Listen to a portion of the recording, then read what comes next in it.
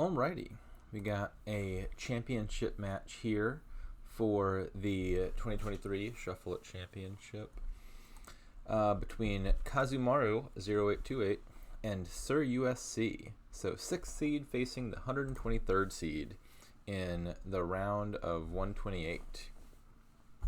Already we've seen the top seed upset, so anything could happen here. What have we got in this kingdom? First thing that jumps out to me real fast is Souk plus Gamble is a really explosive combo. If you can get to the end of your deck with enough money, like, was it 7 money is all you need, you can empty the whole Souk pile. Because if you have an empty hand, or even if you don't have an empty hand, the first Souk you buy will trash all your cards, and then you have an empty hand. And then you buy a Souk for 5, you buy Gamble for 2, that costs 7, which gets you 7 money back from the Souk, and then you can do it again, and then the whole pile empties. So there's a good chance the first person to do that just wins the game. So that's what I would be thinking about.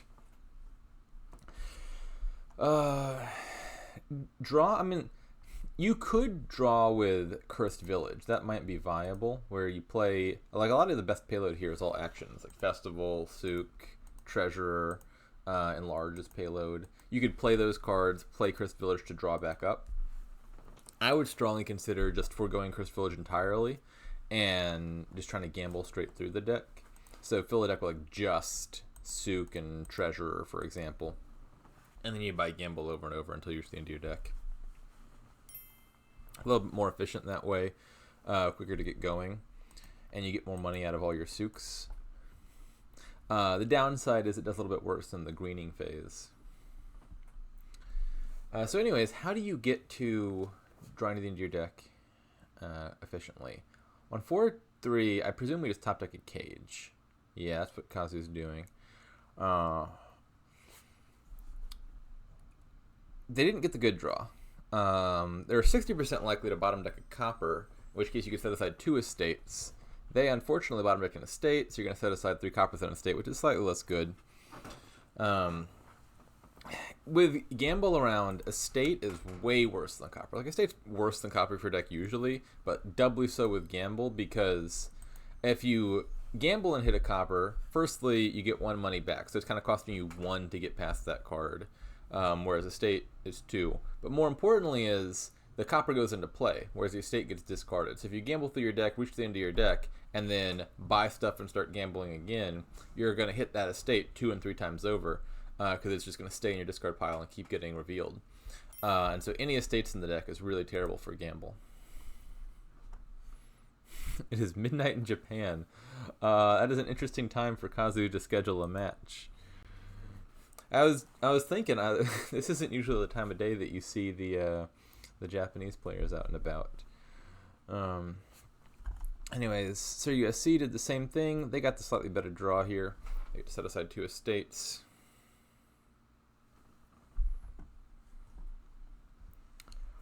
What do you buy here as Kazu? Not clear to me. Their bottom deck is another copper. You could gamble it and buy another Cage, getting the last 2 estates aside. Well, probably. I don't think it's guaranteed. Silver and Cage are the 2 things I'd be thinking about. Kazu is just not having great luck with the shuffles.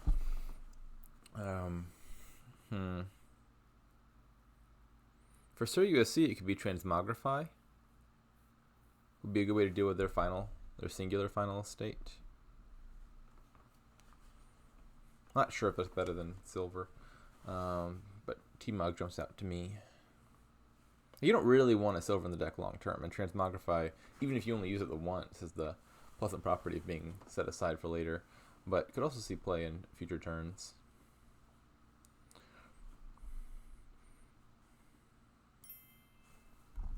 Yes, very good. I don't know if Grass Wonder is listening. They are not. They'll never know that I thought their idea was good.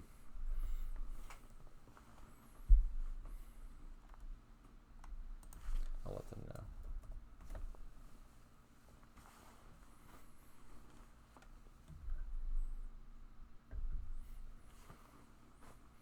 Grass Wonder is one of the Japanese players. So I don't know that they'll be listening to the English commentary.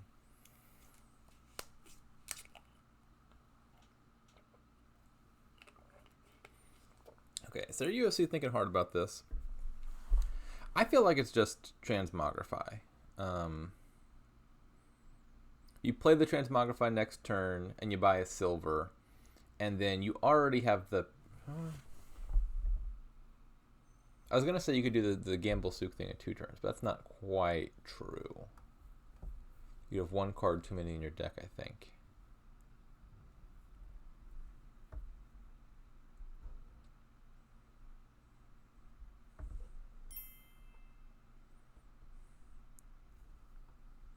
Trigger souk with gamble to get money. Yeah, so the basic idea of the souk gamble thing is you play all your stuff, now you're in your buy phase. Ideally, you have no cards left in your hand. So if you gamble and reveal a souk and you play it, you get the full 7 money, which also is exactly how much it costs to buy a souk and gamble. It costs 1 buy and 7 money, because gamble gives you a buy back. And so if you have 7 money at the end of your deck, you just get to put the whole 10 souks straight into your deck. And so that's what I'm trying to accomplish here, I presume. And these first few turns matter a lot, because like the first person to do that gets all of them. And so like I think that just decides the game, is first person to get to 7 into your deck. Well, if you're at the end of your deck, there's nothing left in your deck.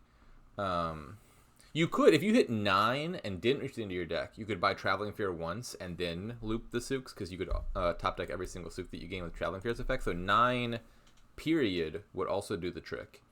But if you're at the end of your deck and you have 7, well, the only thing in your discard pile will be the souk, and then you'll guarantee that you hit it with gamble.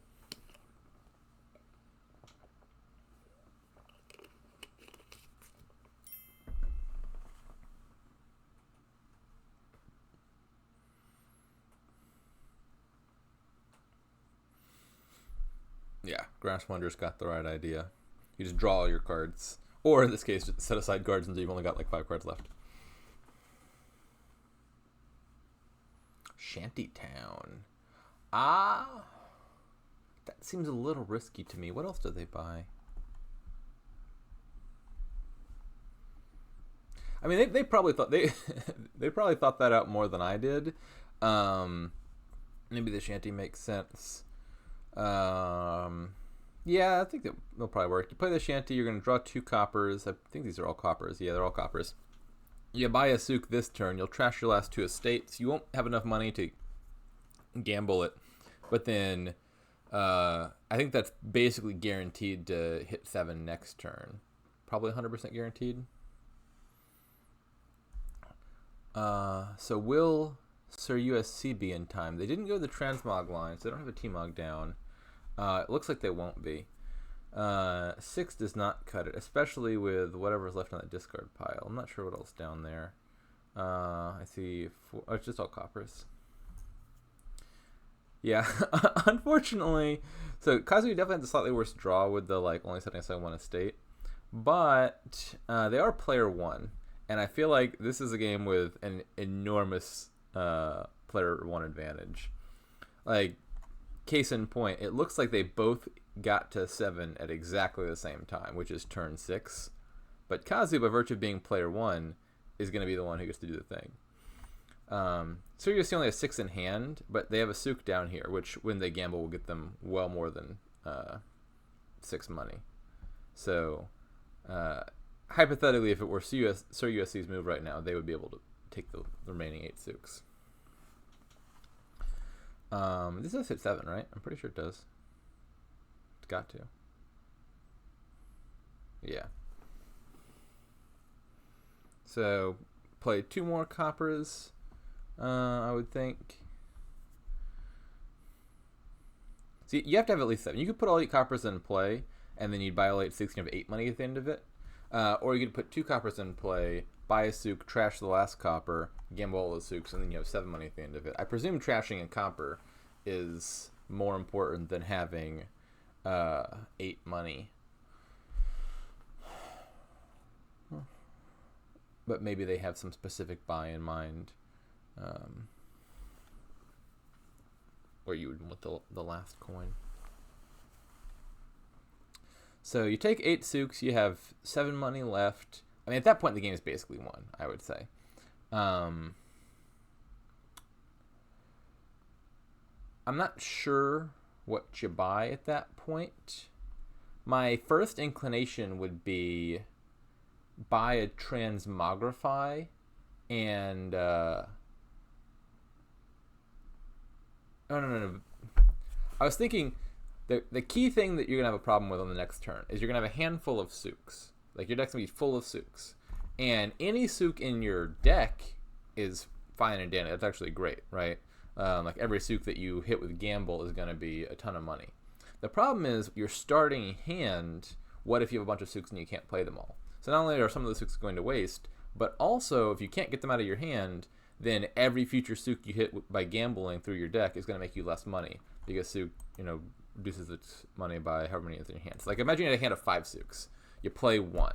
Now you start gambling. Every Suk you hit is only going to give you 3 money, which is way worse than 7 money. And so the key thing that you're trying to get around is the problem of your starting hand, what if you draw your terminals? And so my first inclination was buy Transmogrify, gamble Transmogrify, so you've got a Transmogrify down.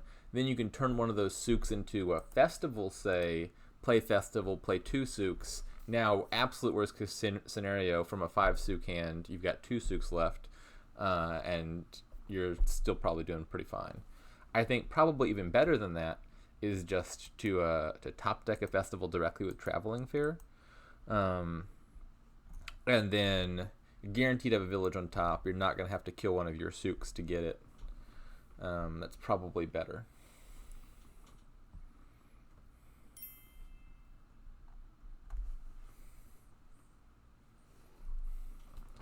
Yeah, so King's Court is not a card you really want to add to your deck in the short term, because Gamble and King's Court do not synergize at all, right? You gamble at King's Court, you're going to have no target for it because your hand's hopefully going to be empty at that point. But like late in the game, I could see, for example, Transmogrifying a province back down into a King's Court to play it on like your final turn would be a good case for King's Court. Or with surplus money, you could top deck a King's Court. Because a King's Court in the starting hand would be phenomenal. King's Court anywhere else in your deck is pretty sad. Again, I think none of this matters just because the person who has 9 of the Suks should have a sufficient advantage here that minor misplays aren't a big deal. I don't like empty Suks plus King's Court. I think that's wrong. That's just setting up to have a dud next turn. Empty Suks and village of some sort. I think top deck Festival, gamble Transmogrify also pretty reasonable. You could top deck a Cursed Village. I think that's actually ironically worse than Festival here for reliability. Like, normally you'd think Cursed Village is much better because it draws cards, but drawing cards is kind of not good here. You'd rather your cards stay in your deck rather than be in your hand because cards in the hand are hard to play. Oh my god, Kazumaru! Oh my lord. Kazumaru spent like three minutes in this turn and lost the game. Again, this is like one of the top 8 seeds right here. That is an uncharacteristic blunder. So now, provided Sir USC doesn't botch it, they should just win here. Is that last card a copper or a silver? I'm not sure. I think it's a silver, right? That was a humongous misplay. Like, they just lost the game. Yeah, so the last card's a silver. So with 4 money, would this work out? Sir USC, I'm presuming, is just currently calculating the same thing I am, which is, again, the number you need to hit is 7. If you can afford to hit 7 without playing all your coppers, well then yeah, keep the coppers in hand and trash them. If, as it turned out, you needed to play another copper, well, then surely you would do that. So let's hope that Sir USC, okay, they see the thing. Yeah. I don't know how Kazi missed that. That is an egregious blunder.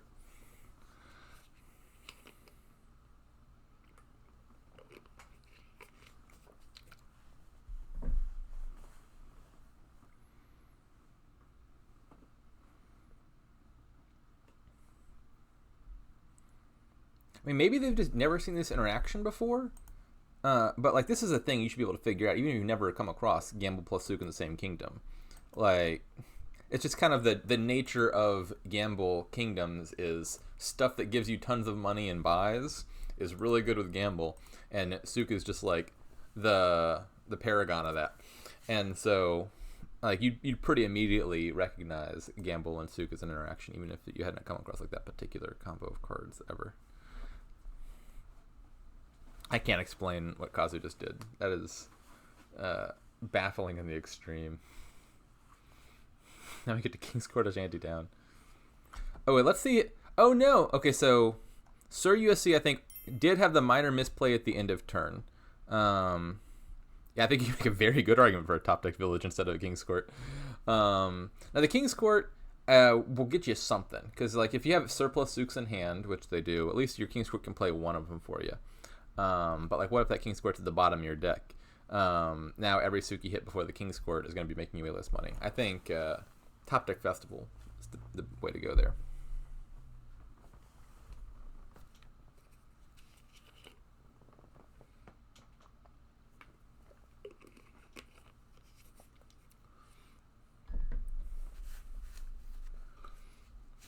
Now, if you have 11 money, that would actually be a good number, I think, for, like, let's say you've got a hand that's a Festival and 4 Souks. You play Festival for 2, you play Souk for 4, you play Souk for 5, you hit 11. Now you've got 2 Souks in hand. You don't just want to start gambling through the other 4 Souks in your deck because they're going to be making you 5 money instead of 7. What you could do with 11 is you buy Traveling Fair, you buy King's Court, you top deck the King's Court, you buy Gamble. Now you play the King's Court from your top of your deck, which plays the Souk in hand for 18 money. Then you buy another King's Court, top deck it, play the last Souk in hand for 21 money. And now not only have you made hella money, you've also gotten those Souks out of hand, and now all the other Souks in your deck are going to make you 7. So like that would be a good scenario for using King's Court situationally. And like even if those King's Courts aren't great in the future, the immediate benefit of making like 20 extra money obviously is going to pay off.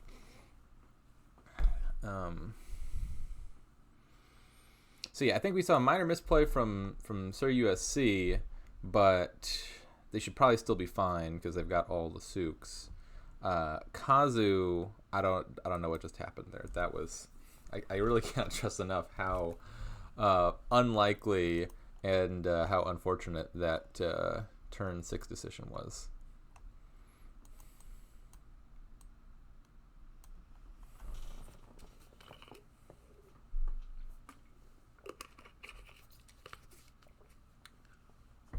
I think you just click resign here. I'm sorry. It was done.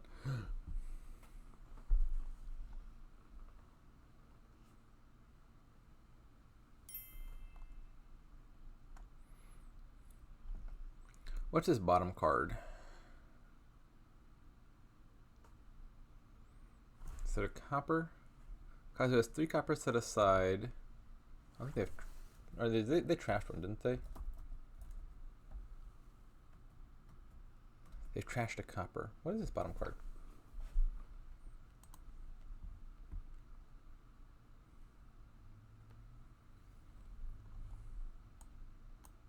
I don't know.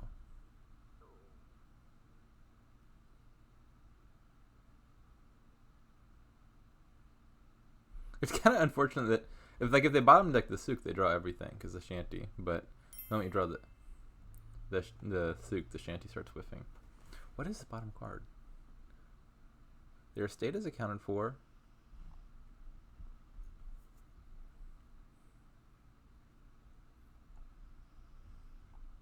Three coppers, and they trashed a copper. That's 7 coppers. They've only got the 1 silver because Sirusc has 2. I must be having a huge brain fart. What is this card? I see the Souk, I see the King's Court.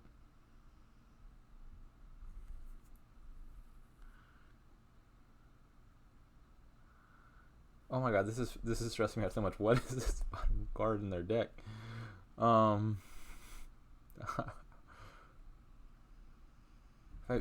They did K trashes a copper. They've trashed a copper. Do they have? Oh, they have 2 Souks? What do they have the second Souk?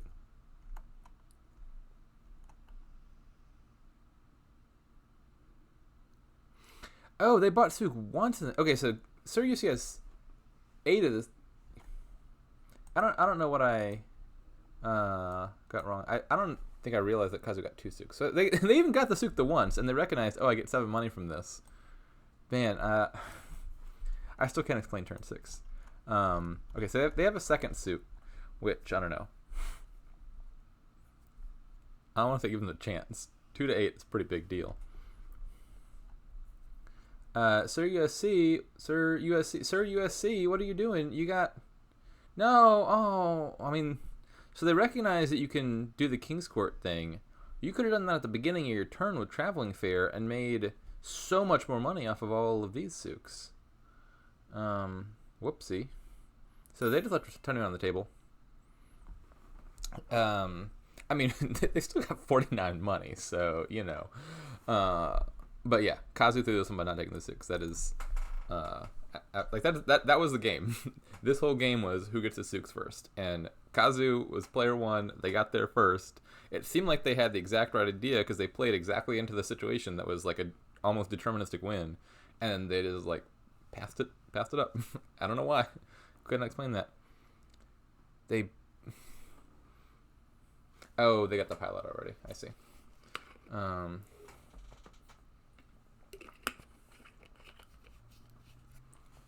Okay, so Sir UFC is... okay, maybe... Yeah, they're messing this up. So not from a strategy standpoint, but just from like a tediousness standpoint. Or tedium, maybe is the noun. Traveling Fair is an autoplay option. I can't view it as a spectator, but you right-click Traveling Fair. You can choose like always top deck or never top deck. And you just put that on, and then you can just click, buy all 8 cages, buy all 8 estates, and you're done. What they did was they didn't have the autoplay option on, so they're having to manually buy estate, top deck estate, buy estate, top deck estate, which is just like way... It's not just doubling your clicks, but you have to like, you know, switch between buttons, and like quadruples the amount of time it takes to pile out. Big blunder. not for winning purposes, but for saving time and effort. This kingdom looks strong. I mean, not as strong as last kingdom, but strong nonetheless. So we got Trashing with Remodel, which, I don't know, you probably get because there's a lot of good 4s here, so turning states into 4s is good. You don't really need to trash, though, because you have ungodly amounts of draw. Monkey will draw you tons of cards because you can expect your opponent to gain tons of stuff. There's also Torturer, Envoy, Mapmaker, any of which you could put Lost Arts on. There's Menagerie, which, I mean, would be good here if you subtracted all the other draw cards, but with as much draw as there is, you're going to have a handful of stuff. You're never going to trigger Menagerie. So you got tons of draw. You got villages with Workers' Village and Lost Arts, and then you got Bridge, plus some surplus, plus buy with Market and Workers' Village. Yeah, this is going to be super piley. So how do you play... Oh, we got Traveling Fair again. How do you play this? On 4-3... I'm not sure what you do on 4-3. I think... I want a silver on the 3, I think. I think you can make a case for any of Envoy, Remodel, or Mapmaker.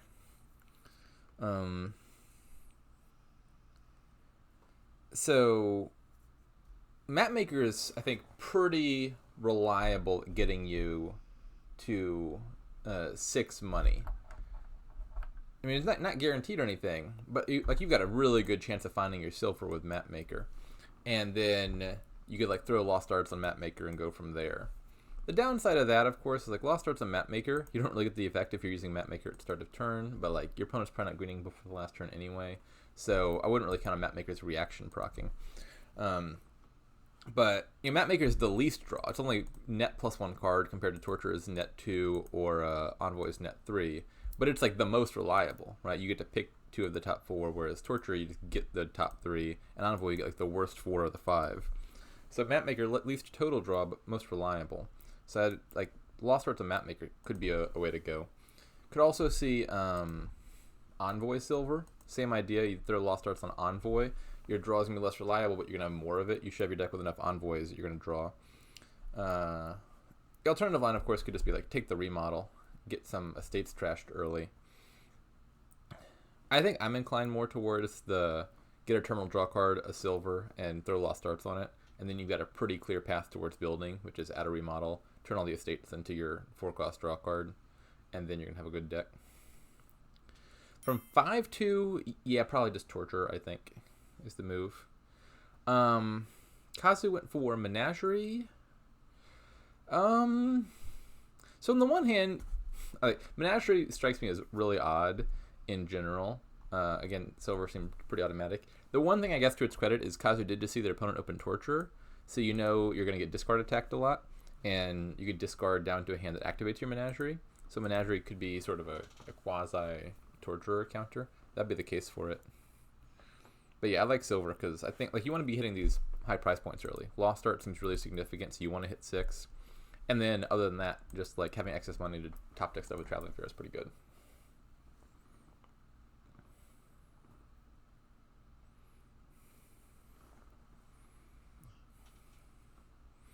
But yeah, I think I like Mapmaker Silver, followed by a remodel, or followed by Lost Arts and a remodel, ideally. Then you gain some additional Mapmakers. At some point, you add a Workers' Village and a Monkey, and then another Monkey, and then more Workers' Villages, more Bridges, and then that's the deck. I like to have 2 bridges by the time I've trashed my estates, because remodel can't normally deal with coppers very well, because you have to gain estates off of them. You play 2 bridges, you can turn your coppers straight into 4s, because the 4s will cost 2, and the coppers will still cost 0. Even playing 1 bridge would be not so bad, because you could turn your coppers into menageries or farmers markets. And that'd be okay.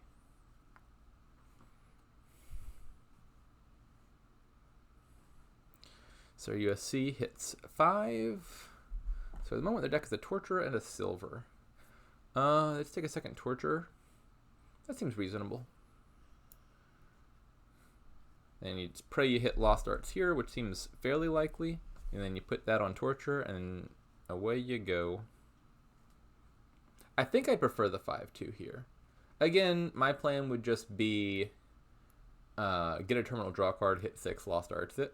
And I feel like if that's the goal, just Torture or nothing probably beats Envoy Silver or Mapmaker Silver. You don't have to add a Silver, which you don't really want. And Torture is probably the best of those 3 cards as far as just draw card I want in my deck.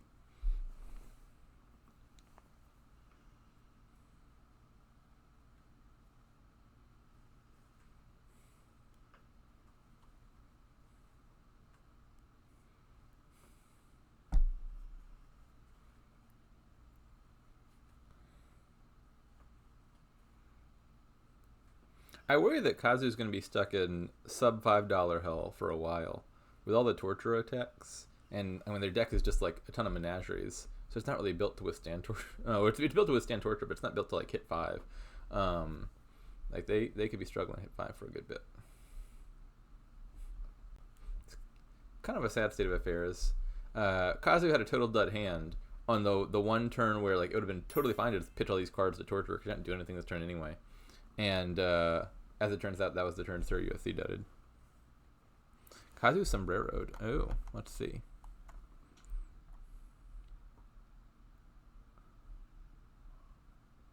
Ooh, sure enough, that is rough.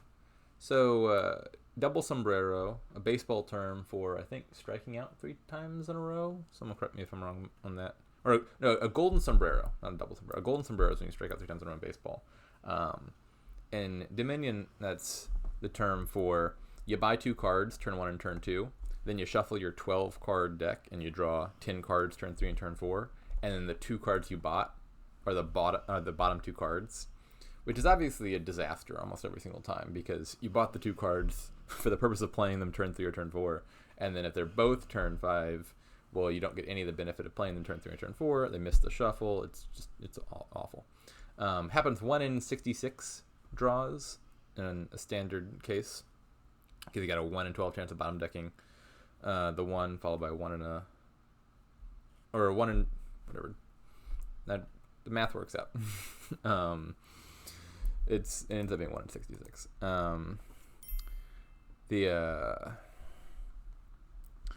And as it turns out, Kazu had that. Their Turn 3 hand was 3 coppers. Turn 4 hand was 4 coppers, leaving Menagerie and Remodel on the bottom. Kazu needs to take a silver at some point. I agree with that. Even with, like, once you get enough Menageries, like, a single silver isn't really impeding your Menagerie activations because it's itself a unique card. And silver can get you up to 5. I like Sirusc's position here a lot. Now what do you buy? I don't know what else is in their deck. Bottom 3 cards are Estate, Copper, and what?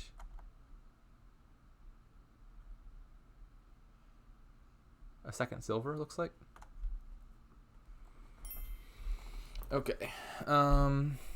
So with 8. Oh, okay, yeah. I thought for a second they weren't top decking it, which obviously you do, and they did. I think third Torture seems pretty reasonable. Just keep attacking them so that they never get up and running.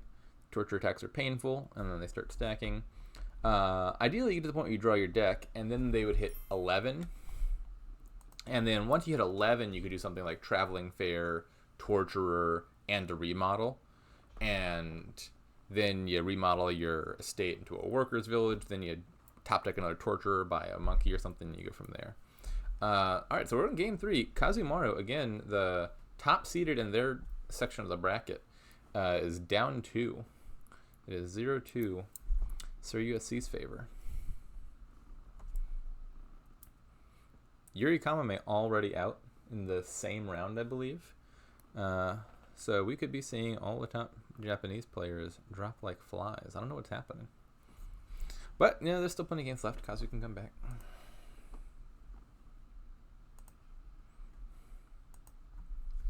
All right, what have we got here? What are the villages? City-State is a village, but an awkward one here. It lets you play an action whenever you gain it. You could use that as a village if you had some good mid-turn gainers. Like, imagine you just gain tons of favors off of Guildmaster, and then you use Ironworks or something to gain an action mid-turn and play it. You get a village effect like that. Here, you're for the most part just gaining stuff during the buy phase. So you can't use that as like a real village. You could play something additional in your buy phase with City-State, but that's not amazing. You could gain something mid-turn with Way of the Butterfly, but that's always going to be terminal, and it's always going to be foregoing a real action play. So that just seems like spinning your wheels. So the village situation seems really awkward. There's also Golem, but Golem is so terrible as to not count. What about plus buy? Plus buy situation is also very awkward because you've got Council Room, which has plus buy on it, but it's terminal. We just established there's a lack of villages in the kingdom, so using Council Room for plus buy is not trivial. And the other problem with the Council Room is, like, if Council Room is your only plus buy and you want to buy a bunch of stuff, you got to play a bunch of Council Rooms, which often means you just have a surplus of these really big draw cards, and you've got to into your deck, and you got to play like extra Council Rooms for your plus buy, and all you're doing is like drawing your opponent cards. So I find Council Room very sad when it's the main buy source for that reason, and you often just kind of suffice with 2 to 3 buys. So what do you do? I don't know. Something that jumps out to me would be Way of the Butterfly and Sheepdog. So like imagine you filled your deck with Sheepdogs and, I don't know, Guildmaster or something for some favors, and then you Butterfly something to kick off your turn. You trigger a bunch of Sheepdogs off of it to draw your deck, and then you City-State the card that you Butterflied into, and then that goes somewhere maybe. The problem I think you still face is you got the Guildmaster for the favors, but you need the Council Room for the plus buy. And how are you playing both of those, even if you made your Sheepdogs non-terminal? That's not super clear. I feel like something in that direction should probably still be good. Like, the simple answer, I think, is add like 2 Shepherds, add like 2 Council Rooms, buy some treasures, buy provinces, I think would not be an unreasonable deck to play here, just because of how difficult everything else is to come together. And I mean, you probably would start with I'm not even sure if you would treasure coppers for that deck. Like, I was gonna say Priest, but I mean, with the Council Room deck, you're not really super needing to treasure coppers.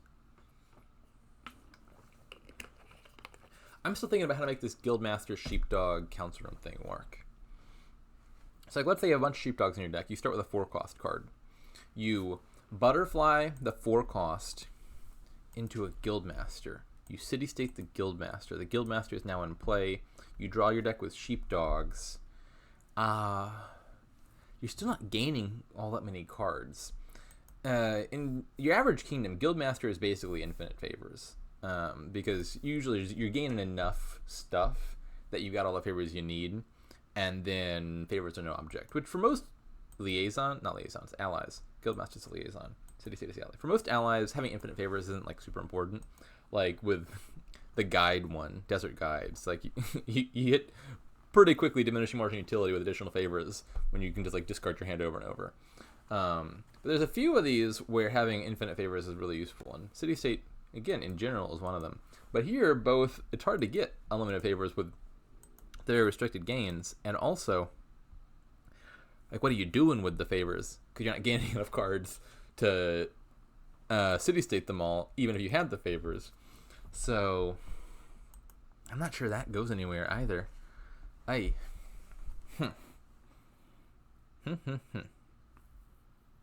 don't know what you do. It's a confusing kingdom. Maybe you play something in the direction of the Council Room deck, but you add a Guildmaster, because like you could do situationally useful stuff with a few extra favors. Like imagine you get a few favors, then you could, if you hit 4, you could buy a 4-cost card and use the City State to butterfly it into a duchy in a case where you otherwise needed to hit 5, or butterfly it into like a 5-cost card that you wanted, something like that maybe. The Guildmaster runs its course. You could turn it into a gold later with butterfly and then start playing the Council Room thing. I'm not sure.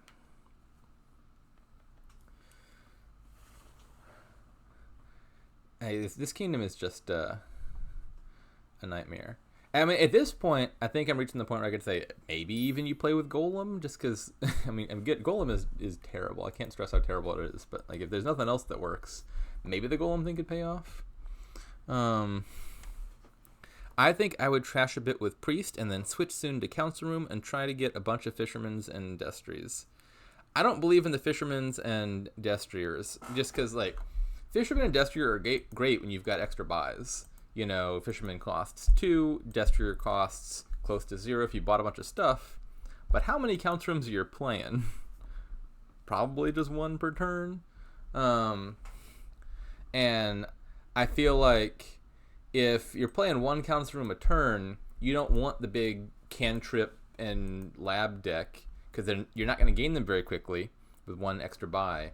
And if you're playing a Council Room anyway, you don't need to draw your deck with Destriers, and your Council Room is probably going to draw a bunch of those dead. I kind of suspect that the Council Room deck doesn't bother thinning, doesn't bother drawing, is just like the really rudimentary Council Room big money with, I don't know, like maybe you add an extra card or do that, but like not many. Like the one that I would consider would be Shepherd, because you buy it on the non-5 turns, and then if your opponent's drawing an extra turn in the Council Room, your Shepherd probably gets more consistent activation. Now I do think there's some consideration for Priest. You know, again, like you thin a few coppers, and then you go into the Council Room Shepherd stuff. Although I'm always unsure about this. I feel like there's a decent number of cases where like the simplistic big money decks don't even really benefit as much as you'd expect from thinning coppers, just because like they're not trying to achieve deck control, and they're not doing a whole lot over the long term. So the thinning a few coppers doesn't pan out very much, and then the deck that doesn't even bother doing that just gets up and running quicker. So like I wouldn't be surprised to learn that Priest isn't even improving on that deck. It could be maybe. Again, one reason why it might be is you could butterfly the Priest into like your Council Room or your Guildmaster later maybe.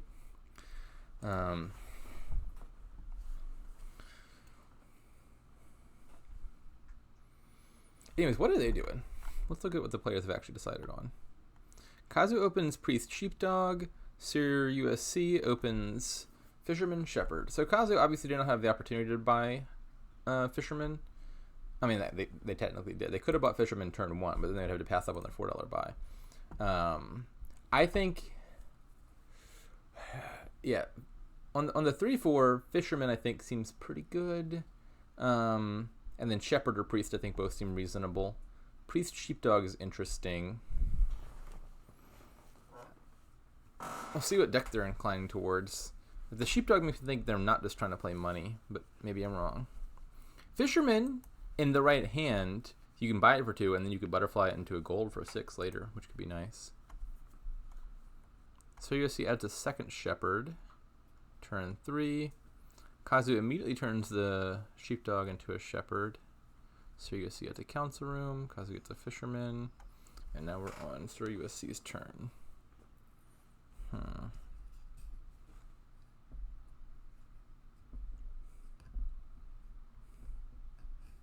Just at a glance, it seems like Sir USC is having the better time of it. Oh, I just noticed Triumphal Arch. Oh, that exists. Well, that does affect things. That affects things a lot. Triumphal Arch is a pretty big push in the direction of building a real deck, because you score a lot of points off of that. Like the deck I was imagining has maybe 2 Council Rooms and 2 Shepherds and get 6 points from that, which is, you know, more than nothing. But it's, you know, less than it could be. The deck that takes a ton of actions could get, you know, 24 points, and that's a pretty big nudge in the direction of the engine. So that could be a reason to try to play the Golem deck.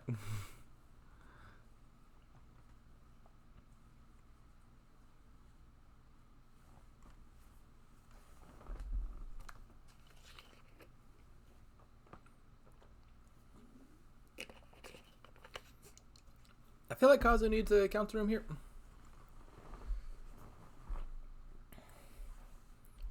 Just gaining 2 things a turn seems a lot better than gaining 1 thing a turn.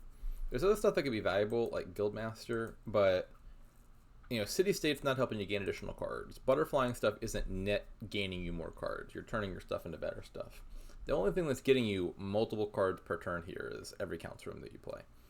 And so I think you got to get to the point where you're playing Council Room consistently as quickly as you can.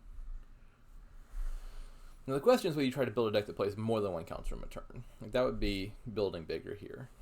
I'm not sure if that's worth doing it, but again, Triumphal Arch is making me reconsider. I just had not even noticed that.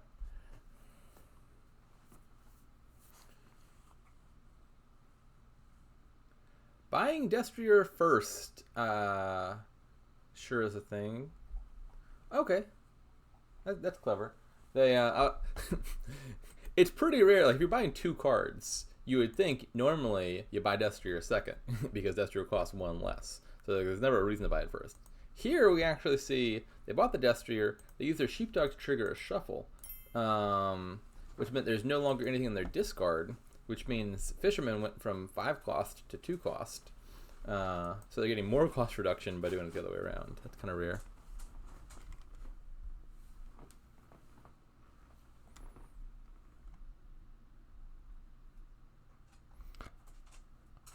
So you're going to see some really good draws.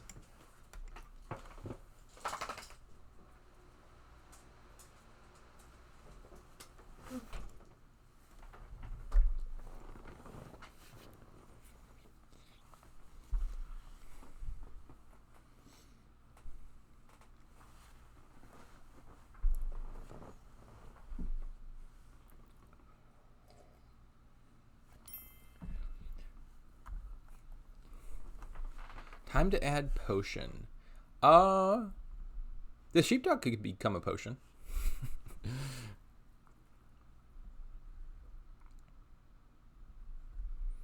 Yeah, I think I'm sold on the Golem thing. Like, you're up and running. You could add a bunch of actions, get Triumphal Arch. This would be the time to do it. Now what else are you buying?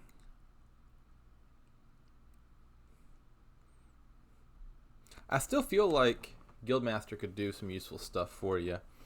But you can't play that quite yet. So probably not Guildmaster. What would you buy? Fisherman, Destrier, Sheepdog, and a Potion, maybe?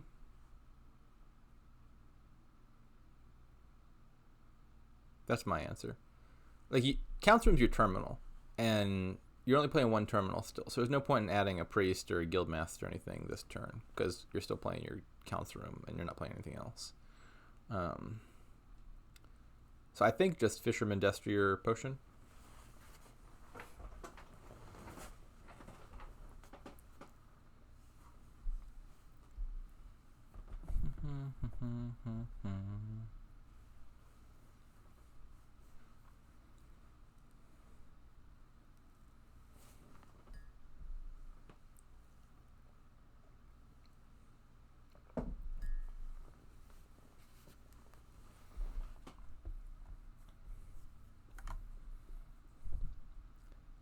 I guess it makes sense to be thinking here because this strikes me as one of those inflection points in the game where you kind of got to decide, am I building a bigger deck or am I not? Where bigger here means playing multiple council rooms per turn. That's a big investment. Actions are not easy to come by. You got to do the circuitous golem thing.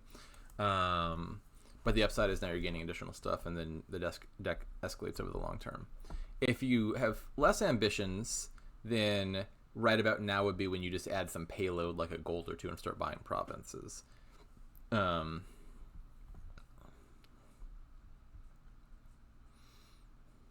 they gained a shepherd. If they don't buy a potion here, I think it signifies that they're building the simpler deck.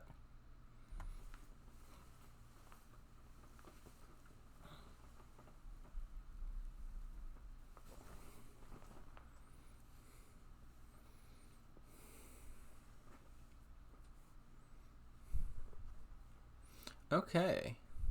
Well, I think this will make for an interesting game. I think Kazu is behind. And if you're behind, then you're naturally, I think, going to try to outbuild your opponent. Because like, you're not going to get to green faster, I don't think. And so I hope what we see here is Sirusc starts greening early, Kazu tries to build, and now we've got an interesting game. Divergent strategies, maybe a chance for a come from behind win. That's my hope here.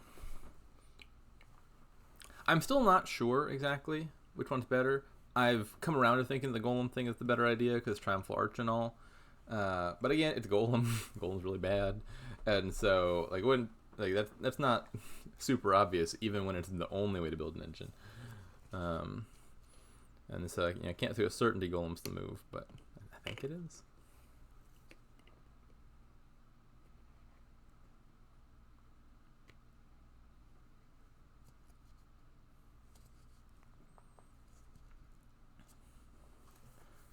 I do think for Sirusc, supposing you're not trying to build a bigger deck, a key number to get to is having 16 money in deck.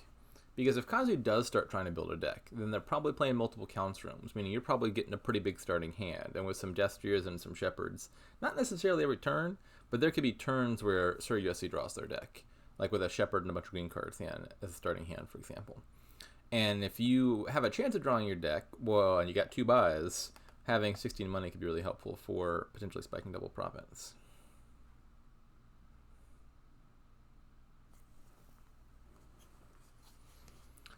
So Kazu can butterfly the sheepdog into a potion if they want to. I think they would want to, so I'd buy Fisherman and Destry here probably. Not sure what else you could consider. Maybe a third Shepherd. You could do Shepherd, Potion, Destrier.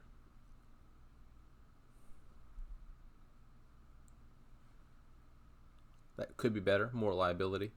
You don't need the money. I think that'd be my answer. It's either Fisherman or Shepherd, and then a Potion and a Destrier.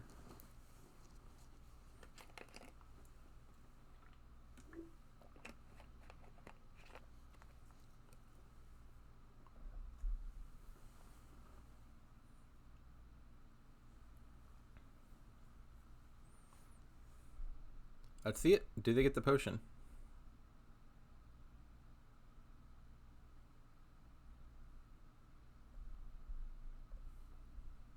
They do. Okay. Game is on. Oh, it's so sad. They get the potion. They're immediately punished for it. Oh. Mix a hater. Does not like the golem deck. I mean, that is a a reasonable reaction to have to Golem in the standard case. I think this deck is otherwise so awkward that you can potentially justify the Golem plan. So at least Kazu gets to trash a copper and buy a fisherman. So it's not a nothing turn, but oh boy, what a hand.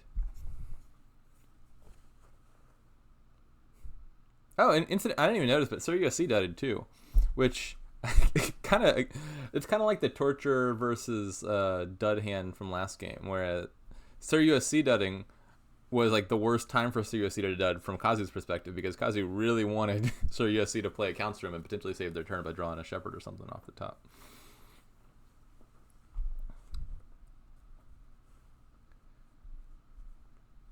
Fisherman, like this looks like a bit of a dud perceptually. Sirusc just didn't draw a whole lot, but like they hit 7, which is enough for Fisherman Destrier, which is, you know, about as much as the deck can do because it can only do 2 things a turn.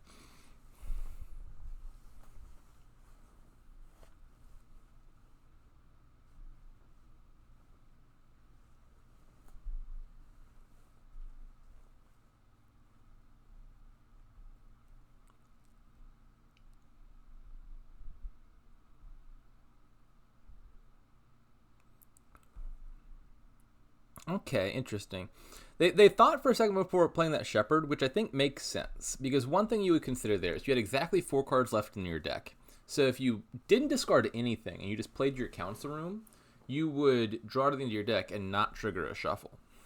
And given that you got some junk down on your shuffle, you might want to do that, right? The Council Room is the key card. You want to buy 2 things a turn. If you trigger a nasty shuffle, even if you got some extra money, you buy your Golem or whatever. Well, the Council Room's now in your discard, the Golem's now in your discard, and you got a bunch of junk on top. And so, like, a real risk there would be drawing a little bit too much, triggering a bad shuffle, and having a dud turn. As it turns out, it looks like they had enough draw to draw with the Shepherd and get through the rest of the deck, and it turned out fine. But it made sense to stop and think for a second, because playing that Shepherd and drawing cards was not a trivial decision. You might have, I think, considered just playing the Council Room, depending on what was down there.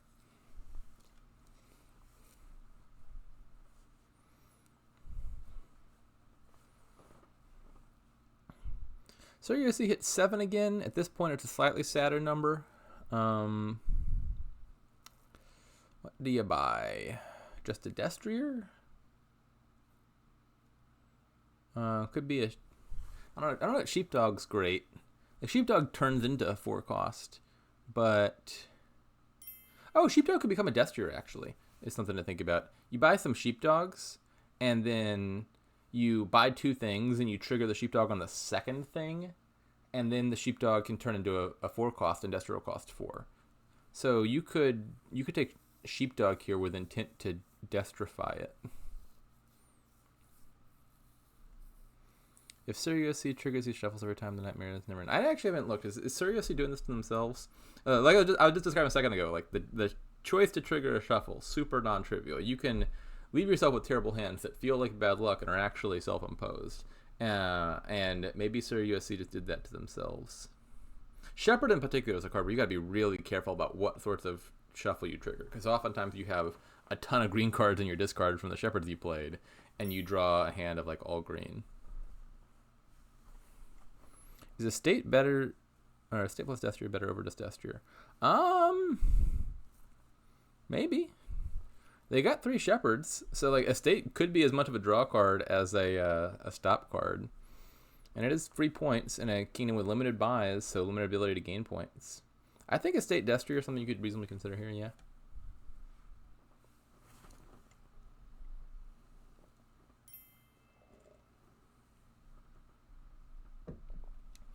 Alright, I'm about to say something that is incredibly uncharacteristic, but I've already endorsed Golem in this kingdom. I think buying gold here would not be so bad.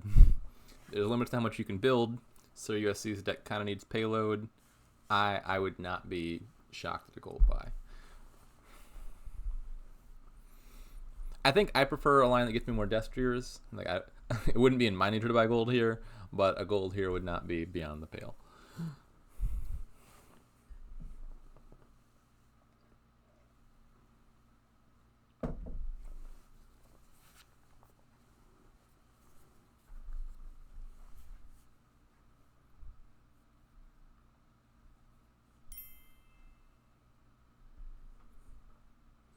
Early Halloween Nightmare. What does Grass Wanderer mean by that?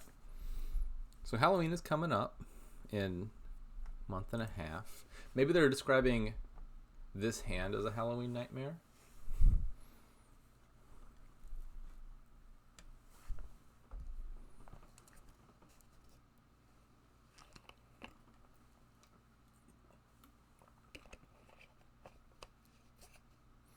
Or maybe the nightmare was hearing me say buy a gold. Actually, I don't think they're listening, though. They could sense it. Yeah, they're not in the chat.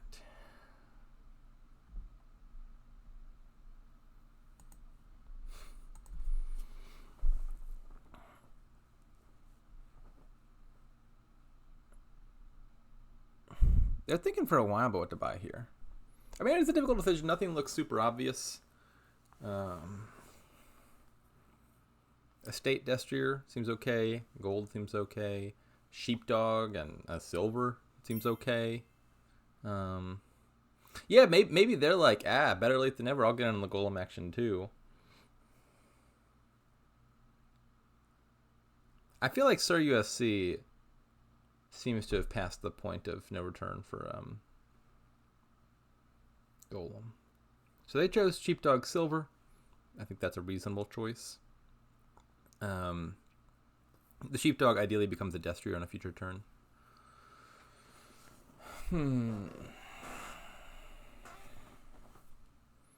So as Kazu, I think you really want to draw at least 2 money here. Again, your deck is really restricted on buys. You want to make sure you're using all the buys that you can, more so than usual. And so I'd love to buy 2 things. You're definitely buying a Golem. And so I guess even 1 money here actually wouldn't be so bad. Like you could buy an estate. Kazu's deck doesn't like the estate quite as much as Sir USC's because they've only got the 2 shepherds to Sir USC's 4. But if I had 6 money, I'd buy Golem estate here and then plan to add an extra shepherd sometime soon.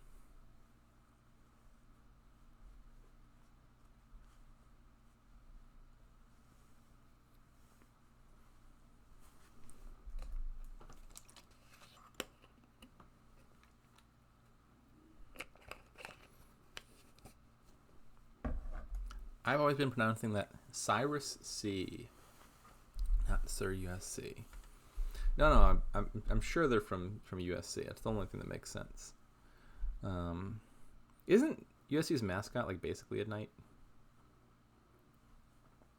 Oh, that is an interesting play. What do we have here? We have butterflown the council room into a Destrier. Fascinating. That a lot of thought went into that. So there could be some deep rationale here that I'm not seeing. On the other hand, we did just watch Kazu think for 3 minutes in game 1 and then just utterly throw the game at the end of that decision. They overthought it. This could be one of those too. I agree with Mick. I see this play, and I think it's pretty obvious that they're going to try to regain the council room mid-turn off of a butterfly play, because you can turn one of your 4s into a council room.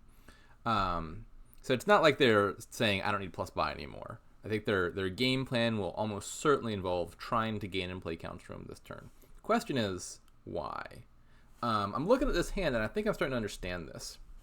So maybe they looked at the rest of their deck, and they said, the rest of my deck is chock full of actions. I really don't want to draw, because I'm just really likely to draw stuff dead. Seems like that prediction was correct. So then, if you conclude you're not playing your council room, well then maybe the question is just, if I'm not playing it anyway, is it better to butterfly it or not to butterfly it? And yeah, if you butterfly it, on the one hand, that can help you win the Destrier split, because like council rooms aren't going to run. You can regain that council room and not worry about like the pile running out, whereas Destriers are going to run pretty soon.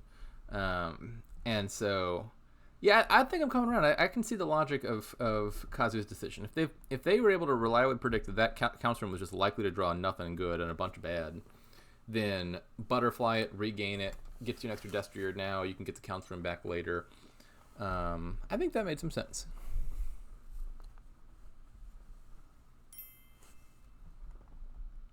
Ruin Market over council room. That is probably true. I think I agree with that. On the short term, like those first few turns for Sirusc USC, the council room was doing great work. But yeah, if I could exchange my council room for a ruined market at this point in the game, definitely would. Because like council room draws you 4 cards, but like at the worst possible time, which is probably like after you have no actions left and draws a bunch of actions dead. But it draws your opponent 1 card at the best possible time, which is start of turn, which helps them kick off their deck. Like lines your shepherd up with more green, get to your draw jump started. And so yeah, I would rather draw no cards now to not draw my opponent a card and just have a card that says +1 buy, nothing else.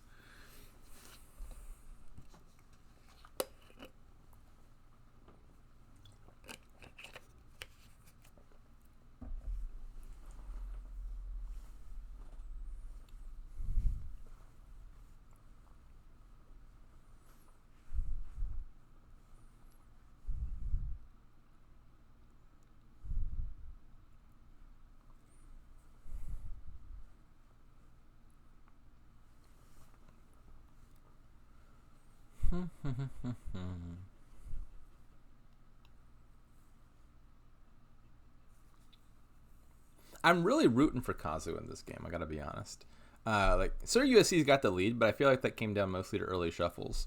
Kazu's making some interesting plays and building the more ambitious deck, and so I really want to see that pay off and then bring it back. It also means a longer match.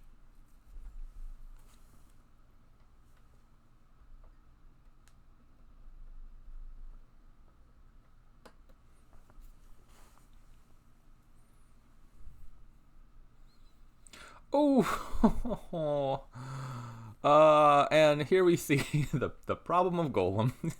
So sad. They didn't even draw their potion. I'm not sure how many golems you really need or want.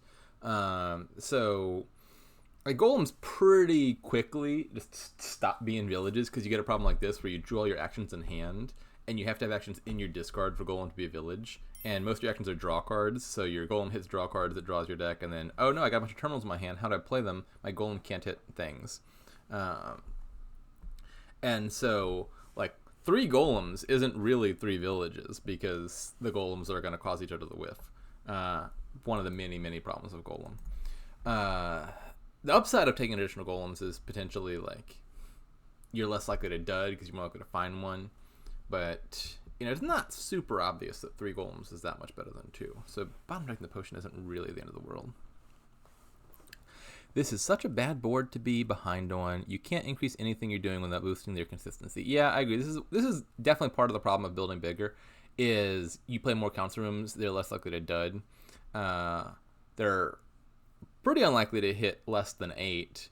So they can probably buy a province. And again, in the disaster scenario, if your opponent, I think, plays appropriately, they have at least 16 money in their deck, so that with enough council room draw from you, they draw their deck off of Shepherd and then double province, and then you're in a bad spot.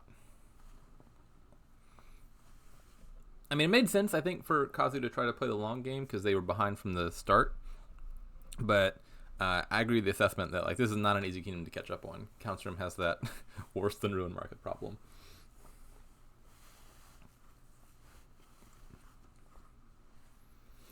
I'm sad we haven't seen any Guildmaster stuff. I mean, I'm not going to say it doesn't make sense. The terminal space is super limited. You got to play your council room. I understand why it hasn't happened. But Guildmaster would lead to some, at least some fun interactions.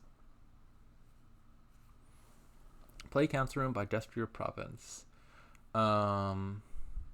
Yep. Yeah, so here we have one of these scenarios I was describing a second ago, which is you have exactly 4 cards left in your deck. You could play this Fisherman for an extra money. How much do you need that extra money? I don't know. But if you play that Fisherman and then you play your council room, you've drawn 5 cards. And oops, there's 4 cards in your deck. A 5th card will trigger a shuffle. And that shuffle, I believe, has a bunch of green cards in it. So better here is play the council room now, draw exactly those 4 cards, and get a clean reshuffle rather than top decking almost every green card in your deck.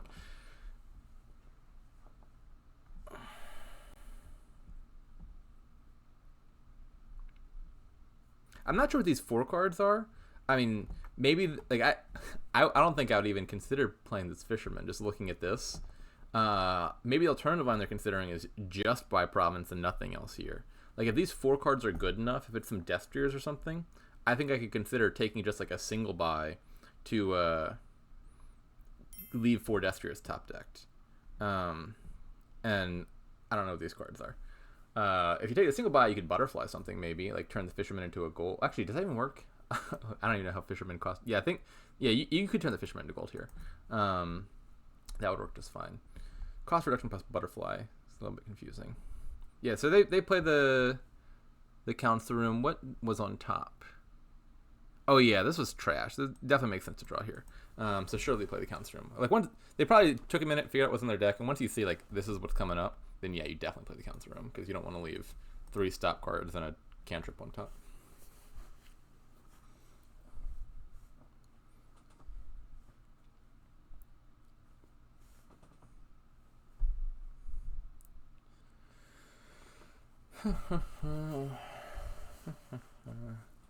Kazu's deck, I feel bad. It's still not that close to together because they've only got the one council room at the moment.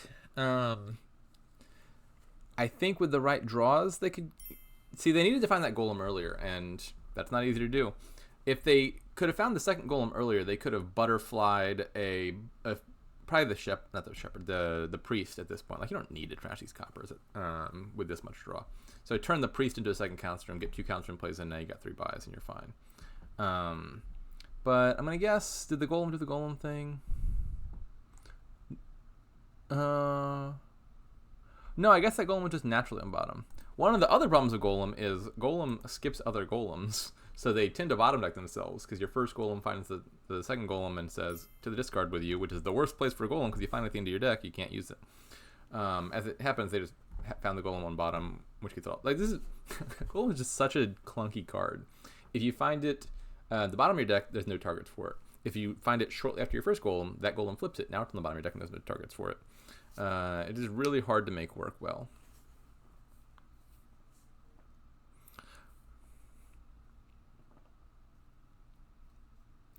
Golem council room is also so terrible at actually having things where you want them to get anything out of butterfly. Yeah. This is surely an awkward deck to build.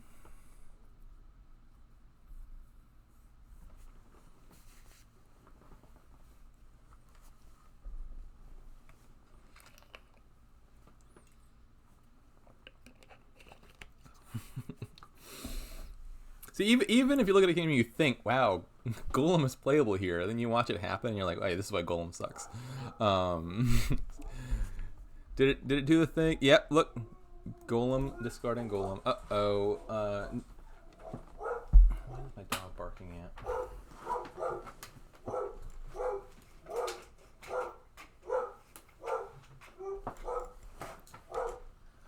Oh man, red alert. You wouldn't believe this. There's a FedEx truck outside.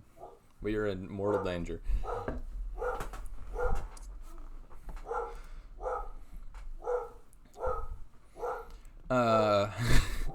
So yeah, I don't know. Like it's hard to say that Golem is going to be the reason Kazu loses if they do, because like they were behind before. Sirusc was up and running quicker. So does my room have a door? My door is closed. My dog is just loud. My dog is outside that door, like a little bit down the hall and like the next room over. But like it's a FedEx truck, so it's understandable in this case. A justified reason for barking.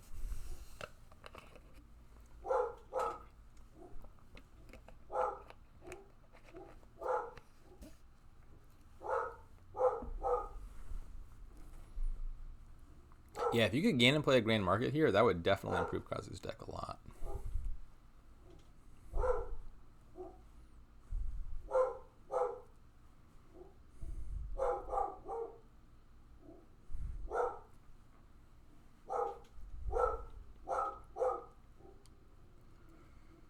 Oi.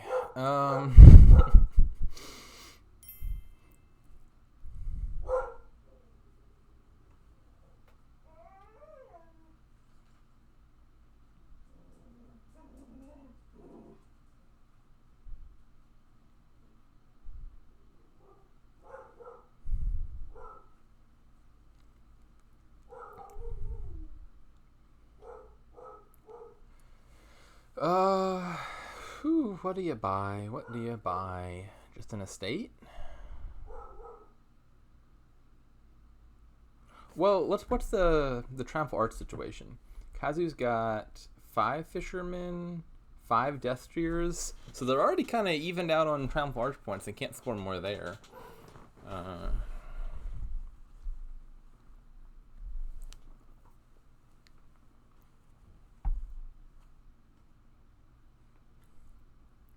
Yeah, I don't know. Maybe the Golem's not worth it. I think way back when, was it Haka who said that? Yeah, at the beginning, Haka was talking about just fishermen and destries in a council room, and at the time I was like, I just play money. Before noticing Triumphal Arch, I'm gonna come back around and say probably Haka's original idea was the right move. That Golem is just being Golem. I'm not sure this is paid off, and the Triumphal Arch is probably enough to justify playing with extra fishermen and destriers and shepherds over just playing with money and buying provinces.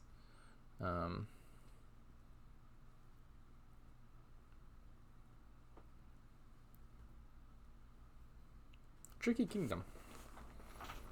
Unfortunately, we didn't get to see the more ambitious deck win, but we learned an important lesson, or we're reminded of an important lesson, which is Golem is sad. Even when it's good, it's bad.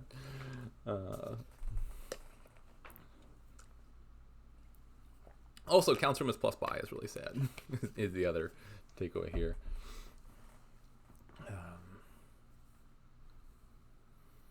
Yeah, this looks totally lost for Kazu at this point. They just don't have the gains, I don't think. Well, I mean, let's consider. What if they have a really good draw here? Let's not count them out. They need to cover 16 points, right? So that's a province, 3 duchies, and an estate. Can their deck do that? Supposing they get to buy 3 things. They get to buy province, duchy, estate, and butterfly 2 things into duchies. I think they have the theoretical gains for that. You play 2 council rooms. You've got your 3 buys. You play 1 more golem, it can hit 2 4 costs, and you butterfly those both into duchies. I don't know if they have the money for that, because like you got to be buying province, duchy, estate, which is 15 money. Do they have 15 in their deck? I'm not sure. They also have to have 2 extra 4 cost cards, which I think they do. I think they got an extra priest down there. And do they have another cantrip down there? Even if they don't find a 4, like the goal doesn't need to specifically hit 2 4-cost cards. It needs to hit like a 4-cost and a non-terminal action to let you play the shepherd that's in your hand.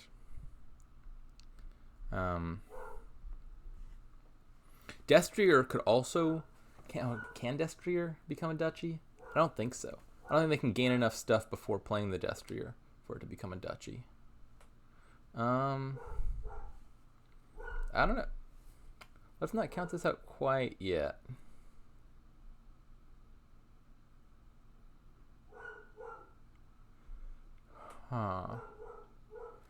Is there anything good in that discard at all? I think the answer is no. So like oh, they don't even have 3 council rooms. Sorry, 2 council rooms. Well, hold on a sec. They got all these golems and they still only have 2 buys? Well, shoot. Okay, so maybe it is as it seems and is lost. I just assumed by now they had multiple council rooms, but they do not have multiple council rooms. Oh, yeah. So yeah, I don't even think they have the terminal space to win, because they've butterflown the priest, but they need 4 more gains to win. They have 2 actions and 1 buy, and every action can be converted into an additional gain in some way, either by playing council room for plus buy or by butterflying something. But they have 2 actions, 1 buy, which is at most 3 total gains this turn, and 3 gains isn't going to cut it.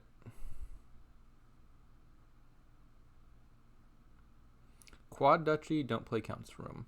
Sounding pretty reasonable. So you turn the the Shepherd into a duchy, the Destrier into a duchy, you buy a duchy, and then you don't draw your opponent a card and hope they dud. Looking at Sirusc's hand, I think they've got a pretty good chance of drawing, but obviously you want to minimize that.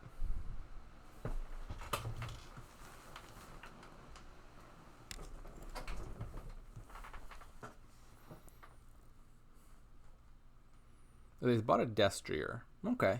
I would have thought about buying a Shepherd, I think.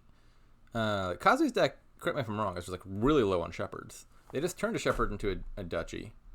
And so they've got one Shepherd in their deck that's now full of green cards. I think that like a Shepherd on average draws way more than a Destrier. I'd rather buy back Shepherd than buy back Destrier. But it did not make a difference. Oh my goodness. So it is now 3-0 Sirusc's favor. And again, this is the 123rd seed taking on the 6th seed. Kazumaru is definitely a top contender here.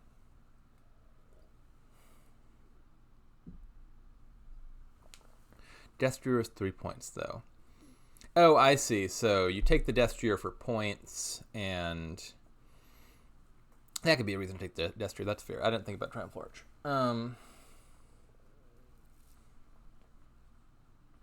All right, we are taking a 5-minute break.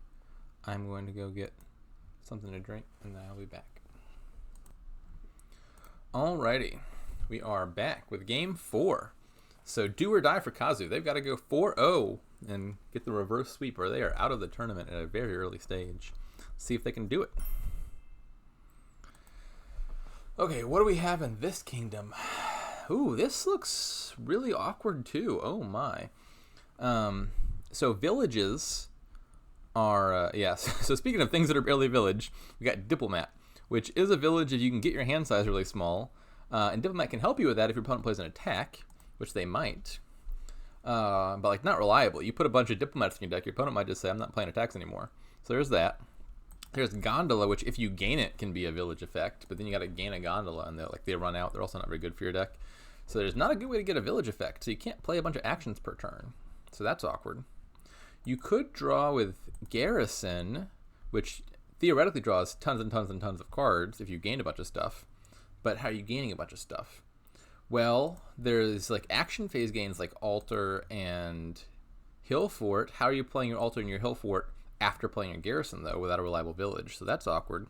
You could try to just buy enough stuff each turn, like play a bunch of collections and buy a bunch of stuff to get your Garrison to start drawing.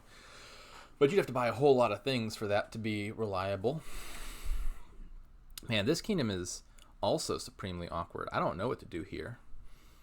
Highwayman would naturally be a pretty good terminal draw card for like a money-ish deck. But, you know, maybe you play your Highwayman, they play a Diplomat, and you're helping them do their thing.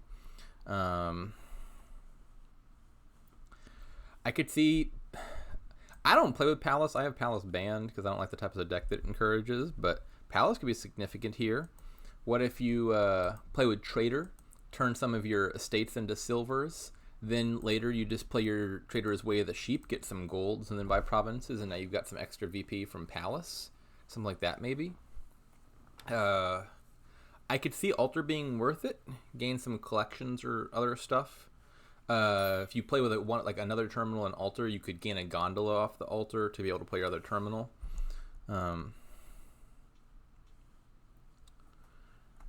This is an awkward kingdom and a sad kingdom, and I think it makes sense to think in the opening, because I don't think it's super clear which game plan is least bad.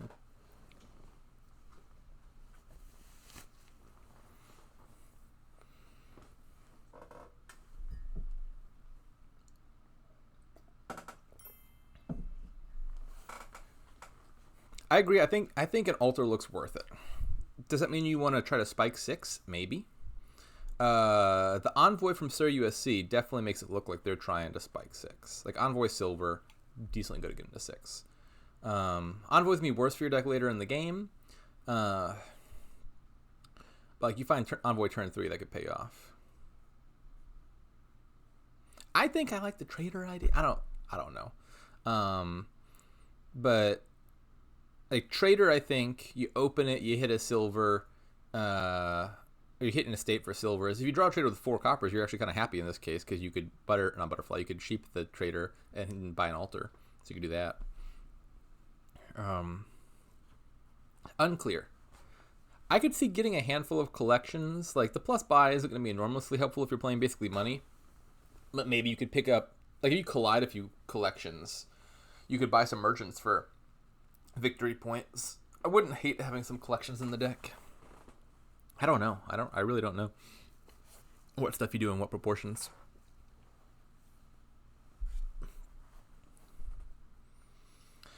It might be that the trader makes your deck too thick and then you don't see those collection lineups. Maybe you just go for an altar and a highwayman or 2. And then if altar and highwayman collide, there's gondola to resolve that. And if they don't, well then you gain some collections. Highwayman gives you some big hands, so you might have some multiple collection turns. You take some merchants on the turns where you have a bunch of collections and otherwise are planning to buy provinces late in the game. That could be the plan.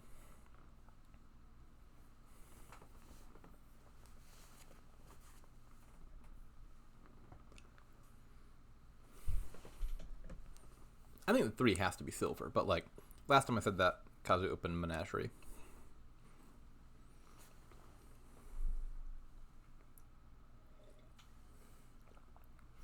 I made a big mistake. So during the little 5-minute break, I went and got Pop-Tart. Bijou loves Pop-Tarts. Bijou loves anything that you can break a piece off of and give to her. The problem is I didn't finish my Pop-Tart during the break, which means I got a little bit of a Pop-Tart still sitting here. I can't eat it while I'm talking. That wouldn't turn out very well. But as long as it's there on the desk, Bijou's just going to be sitting here begging for like the next full game until I find a chance to eat the last bit of Pop-Tart, and she knows for sure she can't have it. Tint! Kazu continues to surprise. So, for purposes of hitting price points, Tint can be better than Silver because you find it turn 3. You can potentially also play it turn 4. And I mean, here we see a potential benefit. They do hit 6 here. Downside, of course, is Tint is terminal, and so, once you get terminal in your deck, that Tint is a dead card, whereas Silver is not. I think I'm not super persuaded by the Tint. I mean, maybe they're just dead set on Gondola. Like, Gondola could help you hit 6 if you set it aside. Oh yeah, Tint and Tint are pronounced identically. They are homophones. I will not hear otherwise.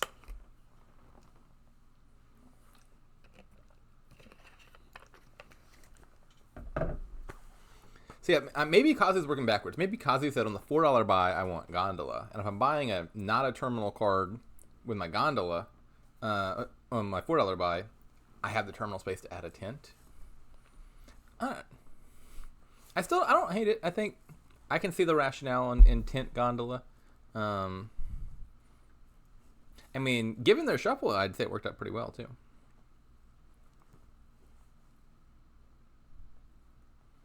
I'm kind of interested by the twist to rotate. I don't think they've got Garrison on the brain, but they might be planning to get a hill fort. And, I mean, it does look like they've kind of got the draw working out so that they can do that. But was this just like a really lucky shuffle? Let me look at this. So they had... Where is their turn 2? They had 7 money in hand turn 2 and still hit 5 turn 3. Yeah, they bottom decked 2 of their 3 estates.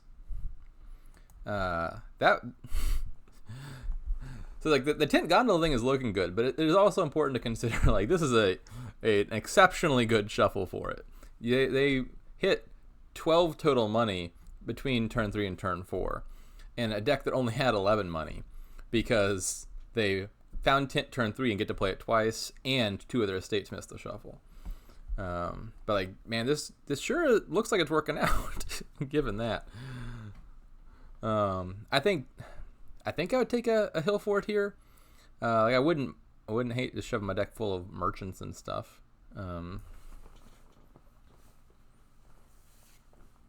Hill fort's non-terminal, and you've already got 2 terminals in your deck. So hill fort could also gain you a gondola and be like a village-esque in nature.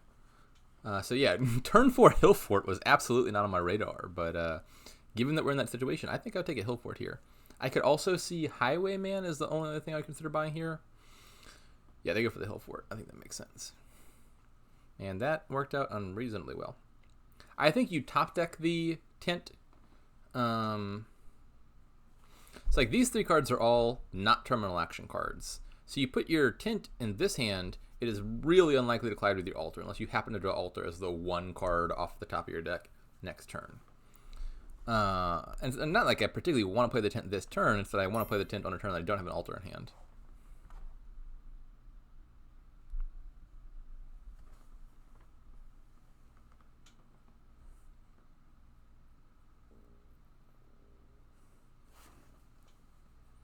Bijou, you're not getting the Pop-Tart.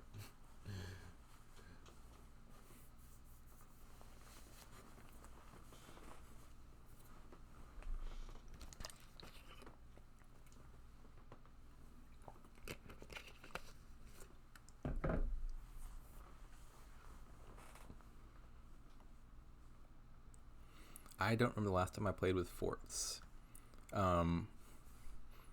Forts can be pretty fun. I enjoy the fort pile. It's one of the better rotating piles. Just considering this recently, I don't know which one I would rank number 1. Probably not forts. I don't think forts are the most fun rotating pile, but they're a good pile. I really don't like the clashes. I hate the clashes. Odysseys I find annoying, which, I mean, Odysseys, I think they're like a well-designed pile for what they're getting at, but like kind of like Palisades encourage a sort of deck that I hate to play. They play the kind of just like add a bunch of random stuff and build a sort of quasi-engine deck, which I don't like being in. So Odysseys are definitely my second to last. The other 4 rotating piles I really like. There's the Augurs, the Wizards, the Forts, and the Townsfolk. Between those, I'd say probably Augurs and Wizards are my favorite too. Probably in that order. Followed by Townsfolk and Fort. Like, all of those are pretty close. DZ, you're just a sadist. Haha, here we see the thing that Mick was describing a second ago. Which, like, under normal circumstances, you play an Envoy terminally, your opponent just discards your highest value treasure. But that's not so clear here. Sirusc could play this hill fort if they want to by buying Gondola and then playing it. I think Kazu probably considered that and still concluded, like, potentially stopping my opponent from hitting a world price point is more important than stopping them from getting a hill fort play. Because, like, 1 5 or 6 cost card here probably beats 2 4 costs. As it turns out, Sirusc is going to hit 6 anyway, and so it works out just fine.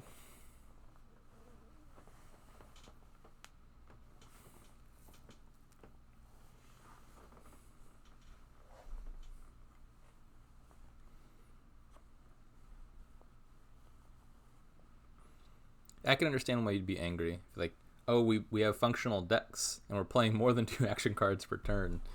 I can imagine that'd be very frustrating for some. Another hill fort. It seems pretty reasonable. Hill fort's a good card here.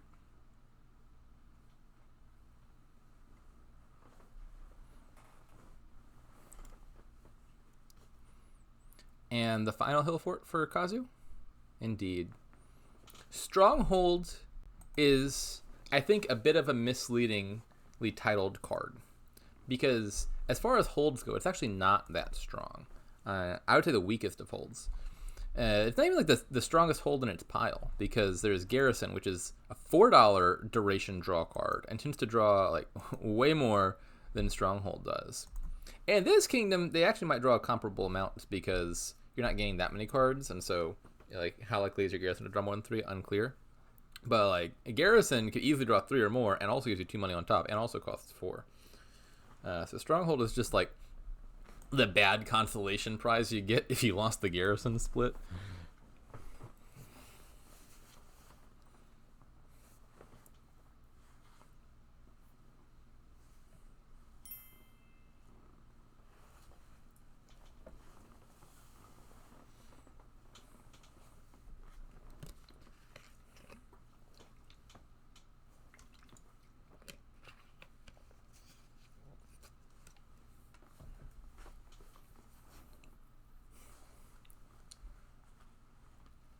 Reminds me of a game I played recently where there was the Hill Forts pile, or the Fort pile, which Hill Fort is a component. And my opponent just played like legionary cutthroat money and just let me have the fort pile all to myself. But the problem is if you're under discard attack constantly, it's really hard to get that up and running, because like once you've got the garrison in play and you play all the hill forts, you're gaining like 6 things a turn, your deck is going to run forever, because you're going to draw your deck and you're going to gain a bunch of stuff, and then your garrison will draw your deck next turn, and so on. But it's really hard to get started from a 3-card hand. How do you get the first turn where you gain a bunch of stuff so that you have a big hand to gain a bunch of stuff? A bit of a catch-22. And so I remember that game, I don't think the deck kicked off until turn 23 or 24, and I was just like buying one thing a turn for 20 turns straight. And then turn 24 hits, get a decent draw. Turn 25 hits, you draw your deck. Turn 27, you pile all the provinces. Took a while. And like that's what can happen, I think. Like that's a scenario where you can lose the garrison split and not like lose the game. Is your opponent took the garrisons but like really early and with no ability to set them up, and so they're not like really reliably drawing or anything. And then, you know, in normal circumstances, you can probably end the game before turn 24. Anyways, what is happening here? I actually haven't paid too much attention to the composition of the decks in the last few turns. Oh, I don't think there actually have been a few turns since the last time I looked at what was going on. They're playing a little bit slow, which makes sense. It's a confusing kingdom, and there's a lot on the line. Kazu could easily be eliminated early here. Oh, the gondola split could matter. That's not a thing that you say often.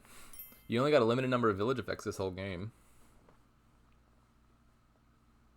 I reckon Sir USC is going to have to gain all 8 provinces this game.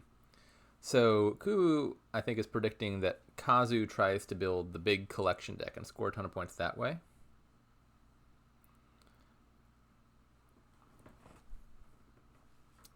Or maybe Kubu just thinks that Kazu is going to gain 30 copies of each treasure and win on palace points. Hard to know. I'm not Kubu and cannot read their mind. Could be either.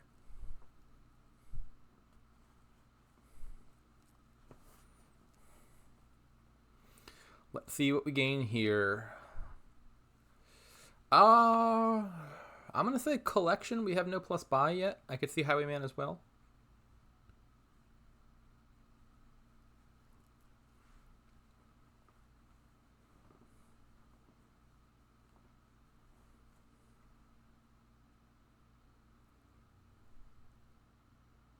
Yeah, wait a second.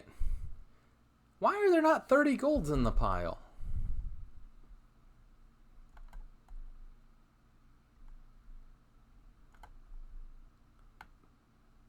Oh my lord, Sir USC, what have you done?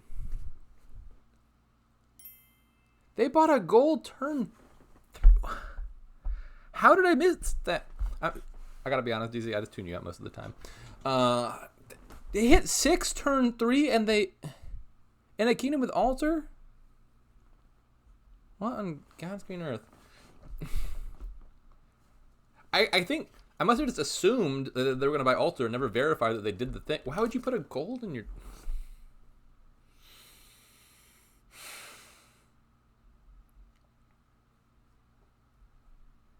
Now I think I'm understanding where Kubu is coming from. You look at that and you think, wow, Sir USC is really planning on playing some pretty basic money. If they're not even going to go for an altar. Like I don't think you have to plan on even building a full-on engine or anything to think, wow, an altar would be good here. I could trash a few cards, gain a few 5s. What? I mean, that's not on the same level as Kazu's like game 1 turn 6 throw, but like it's up there. I don't like that gold.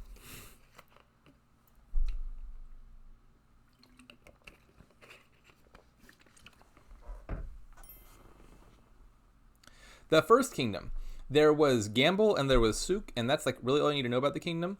And you watch them play the first 6 turns out. It kind of looks like they're doing what they're supposed to do. They thin a bit with Cage, they add some silvers, and it's the question is like, who's going to be the first one to hit 7?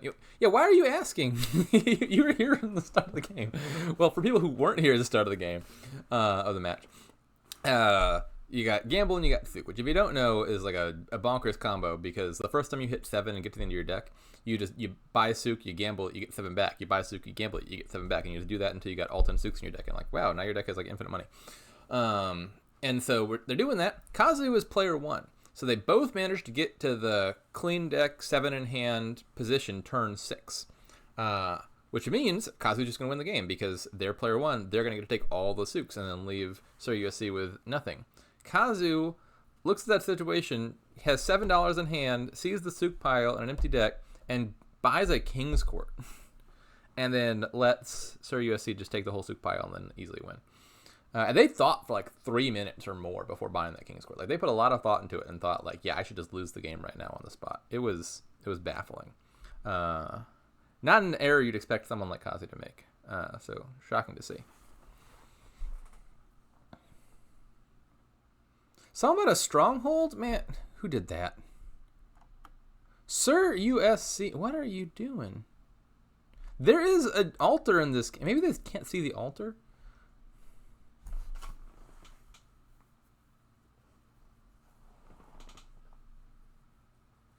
It is true that Sirusc's draws are not punishing them for the decisions they're making. Hillfort Double Envoy is a great set of cards to see in your starting hand. Envoy is one of those cards that I think can get you stuck in good ruts or bad ruts. Because like, you find Envoy on top, like let's say turn 3 for example, Envoy clears out basically the rest of your deck, which means you can easily find it on top again turn 4, and then it can clear out your deck and find it on top again turn 5.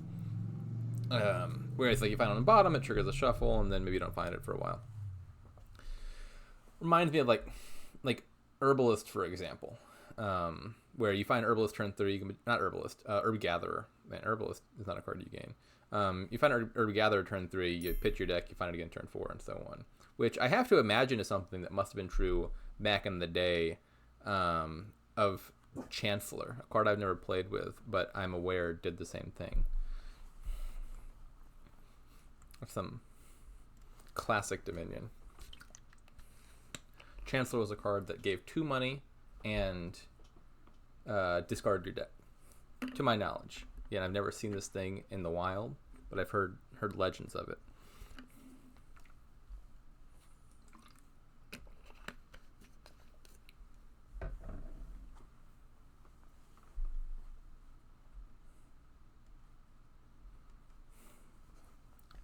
Did you gain the Chancellor?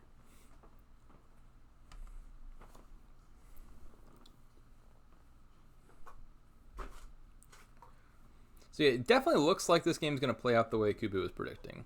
Sirusc is just going to buy all the provinces, and Kazu is going to try to outscore that with the collection.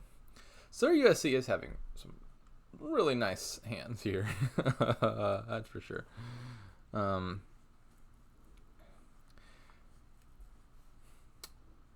I don't like the way Sirusc is playing it, but it's not obvious that Kazu is going to win. The engine is not that easy to build, and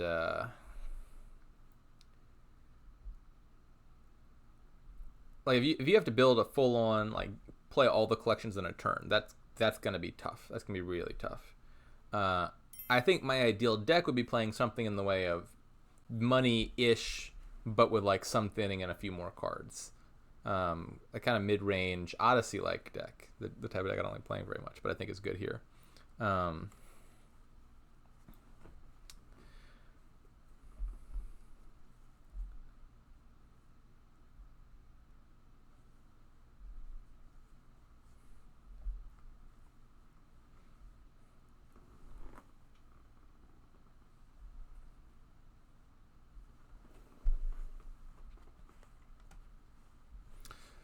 Kazu should not have revealed the hill forts because the gondolas are much better for the envoy deck.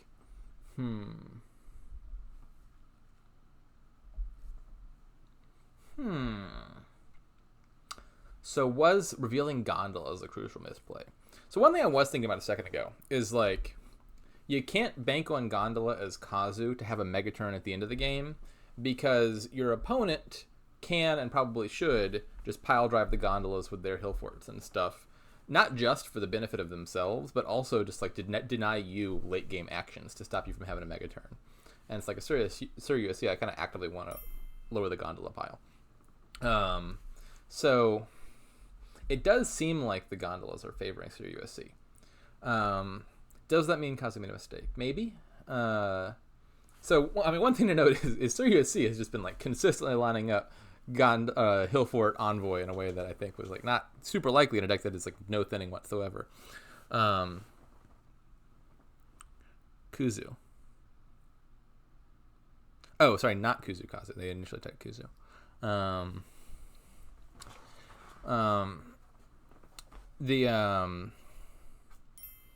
the flip side,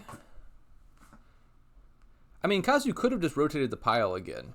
Like, they don't... Let's go back and look at these turns and see maybe... Was this an error or was it not?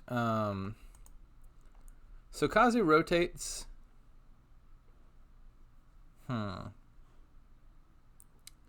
So they open the hill forts, which leaves the possibility of Sirusc taking a hill fort turn 5.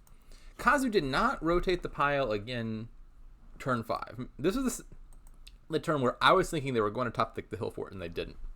So not the hill fort. I thought they were going to top the tent, and they didn't. And if you top deck the tent, you can know for sure that you can rotate the pile again turn 5, which gives your opponent at most the opportunity to gain 1 hill fort turn 5, and like you don't know if they're hitting 5 turn 5, probably more likely than not, but you know that's not guaranteed. So like you could take a guaranteed hill fort for yourself, give your opponent a chance at a hill fort, and maybe rotate it again. Maybe even that risk is too much. Maybe you don't want your opponent to have any of the hill forts.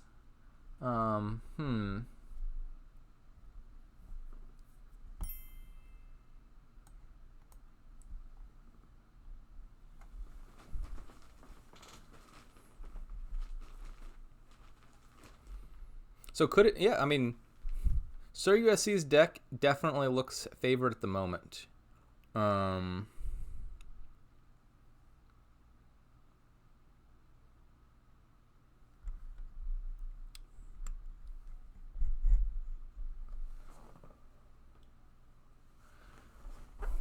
Yeah, maybe hill fort was a mistake. Surely it seemed like putting 2 hill forts in each of these decks is favoring Sirusc a lot over Kazumaru.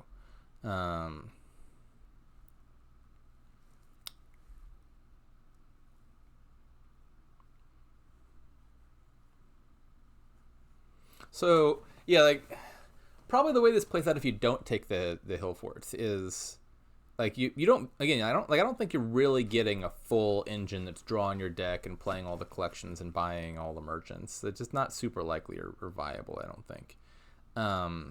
So probably you get an altar and you get like some collection of those other things, some collections and maybe a few highwaymen, and you get some bonus VP by buying a few merchants at an opportune time.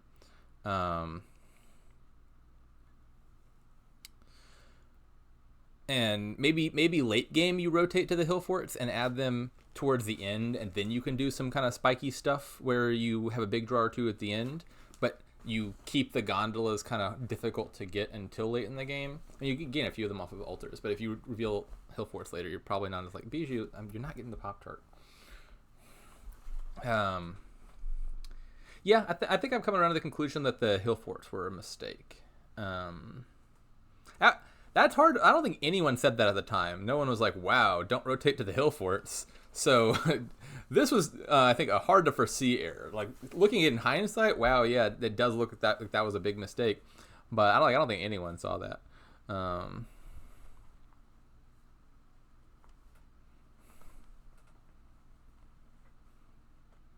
Well, let's see. You don't want to count them out yet. How many points can you score here? That's only like 9 points. That's not enough. You gotta have a mega turn that's bigger than this.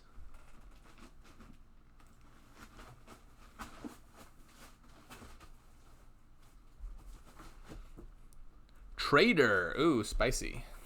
What are we doing with the trader?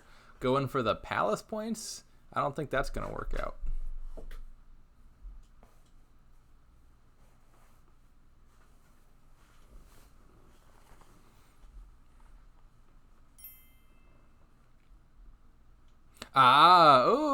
That's clever, yeah.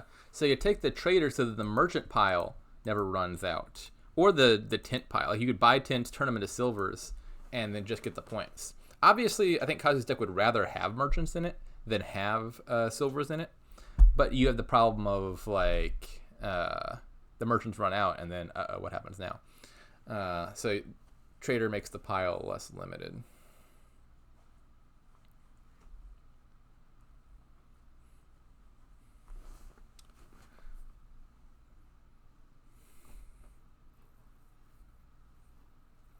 We have bought a gold. We bought 2 golds. Yeah, I mean, Kazu's gonna have silver. I don't know how many silvers they have now, but if they don't, they're gonna have plenty of silvers.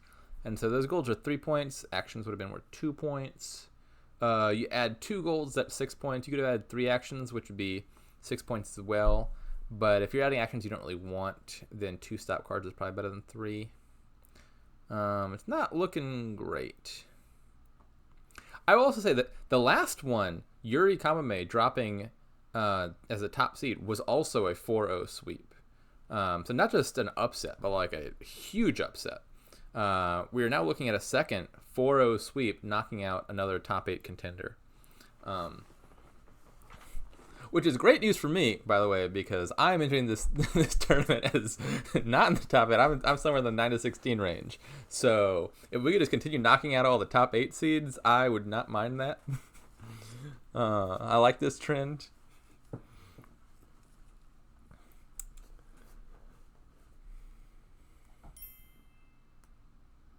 I don't know if we need that many top 16 upsets.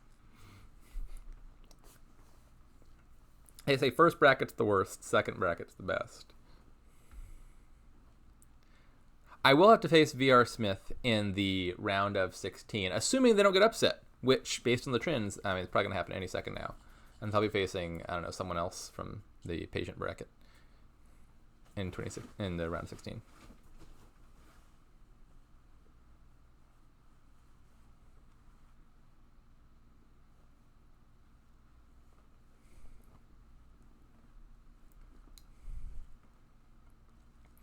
So, I mean, how much can we do here as Kazu? You only got 2 collections in your hand.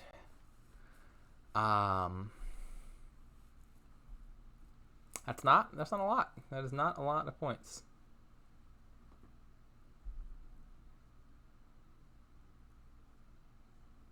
We are turning the altar into lots of silvers, which is not going to score us points until we get a bunch of golds, which I don't know how quickly that's happening.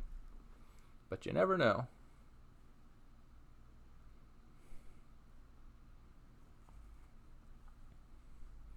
So yeah, you thought Kazu was going for the collection mega turn, but it was actually the Palace Rush all along. 4-0 for Sir USC. And that concludes a shocking, surprising, and utterly unpredictable round of 128 match in which the 6th seed has been eliminated. And Sir USC advances to the round of 64.